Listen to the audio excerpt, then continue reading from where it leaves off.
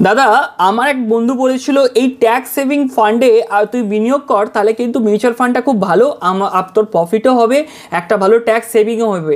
তাহলে এখন আমার খুব টাকার প্রয়োজন, আমি কি সেই মিউচুয়াল ফান্ডে টাকা ইনভেস্টমেন্ট অ্যামাউন্টটা কি ফেরত পাবো? দেখুন, আপনার যদি লক ইন পিরিয়ড থাকে 3 বছর এবং আপনার যদি বিনিয়োগ এখনও পর্যন্ত হয়ে থাকে 2 বছরে, তাহলে কিন্তু আপনি টাকাটা পাবেন না। কেন? তার কারণ ট্যাক্স সেভিং ফান্ডে কিন্তু অলওয়েজ কিন্তু একটা লক ইন পিরিয়ড থাকে এবং সেই লক ইন পিরিয়ডের জন্য কি হয়, আপনার মিউচুয়াল ফান্ডটা লক হয়ে যায়। এবার আমরা প্রশ্ন থাকতেই পারে, দাদা আমি যেমন শেয়ার বাজারেতে শেয়ারকে প্লিজ করে আমি ব্যাংকে লোন নিতে পারি, তাহলে এক্ষেত্রে কি মিউচুয়াল ফান্ডেও আমি কি ট্যাক্স সেভিং ফান্ডকে প্লিজ করে কি লোন পাবো? না, পাবেন না। তার কারণ গভর্নমেন্ট যখন একটা ট্যাক্স সেভিং ফান্ড লঞ্চ করে বা গভর্নমেন্টের উদ্দেশ্যটা বুঝবেন যে আপনার টাকাটা কিছুদিনের জন্য কি হচ্ছে, আপনার লক ইন করতে হচ্ছে। তো এই লক ইনের জন্য কিন্তু আপনি সেক্ষেত্রে লোনও পাবেন না। তাই ট্যাক্স সেভিং ফান্ডের ক্ষেত্রে কিন্তু